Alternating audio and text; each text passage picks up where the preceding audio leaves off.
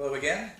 Welcome to A Novel Show, the spoiler-free book review show that's under 10 minutes long and where the host apologizes for not having a soothing, dulcet British accent to tell you about this stuff, so I sound way more intelligent than I really am. For today's book, I chose a super fun one, good old Ready Player One. If you haven't read the book, you've probably heard about it by osmosis. It was so big and hip on the internet for a while. If not for that, you probably saw some trailers for the movie coming out, directed by Steven Spielberg. I'll do a book-to-movie comparison video sometime in the future. I don't know. I'll get into that sometime. That's a whole different amount of editing to drop a few fair use movie clips in there. So for now, though, let's just talk about the book. Like I said, I'll keep it as spoiler-free as I can.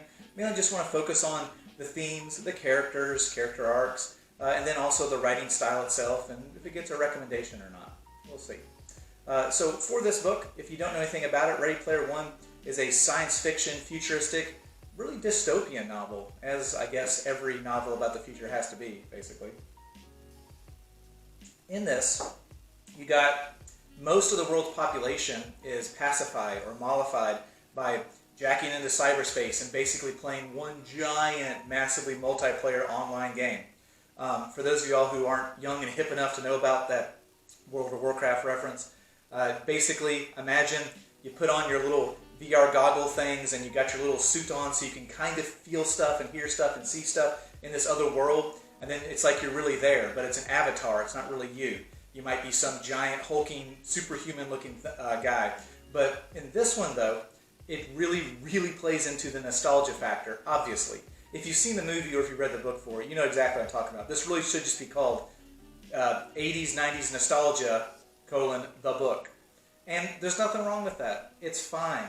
Not everything has to be great literature that has heavy themes about 9/11 or Oedipal complexes or things like that. Sometimes you can just have a fun, rollicking science fiction book wrapped up in the smooth, warm, luxurious electric blanket of our childhoods. And that's okay. Let's enjoy it. It's fine. So when reading this, this was recommended to me by one of my buddies, James. And he was just like, man, he's like, this is just a book written for our generation. There's so many just pop culture references from our past in there. It's fun reading it just to catch all of those. You also have, though, a solid little story. It's a nice little hero's journey story with the main character. Another one of those things where he starts at the bottom of society through his own hard work and cleverness and a decent amount of luck. He eventually becomes one of the one of the leaders of the pack of these millions of people all chasing after this buried treasure, basically, in this online world. And the book follows his adventures with his friends as they try and outwit and outmaneuver this evil corporation, because is there any other kind in science fiction futures? Which I know is realistic. But in the book, it's just, like I said, it's really just kind of fun. There's a little bit of social commentary in there. There's a little, like a smidgen of commentary about how obsessed we are with being in front of our screens, and I realize the irony of that while I'm recording this video for your screen. But it really is just a fun book. You want to read a book where your main character jumps into Back to the Future's DeLorean just to try and outrun a bunch of Ninja Turtles coming after him, while Gremlins are trying to from the movie Gremlins, are trying to tear the car apart. Meanwhile, Donkey Kong from the old video games is throwing barrels at him. And then at the same time, there's all this 80s rock music pumping in there the whole time. It's just great. It's one of those things where you'll just have fun. You'll like it. If that stuff interests you at all. Anybody that's into geek culture, I'd be shocked if you hadn't already read it or at least seen the movie. I will say, I did find the book better than the movie. I always thought it would be impossible to translate to a movie anyway, because how would you get the rights to have all this stuff in your movie? So I don't know how they pulled that off. I guess only Steven Spielberg has the clout to pull that off. I don't know. But that alone was impressive, seeing all the references in the movie.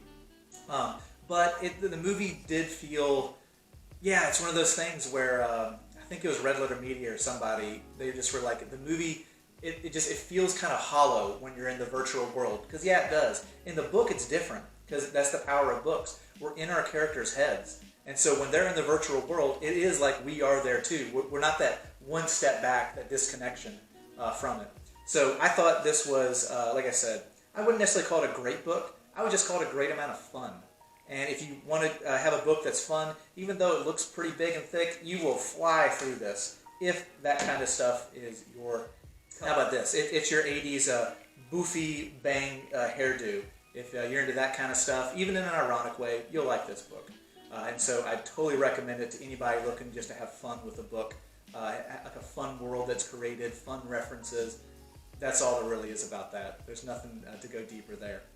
Last few things today. I forget sometimes, I know, but we'll tell you sometimes about one of the books I'm currently reading. I usually like to try and read about 3-ish books at once. I have one book at home that I read on. I have one book in my car for whenever I gotta wait in the line at the bank or whatever so I can read a book. And then I usually listen to a book in my car, like an audio book, because that's fun too.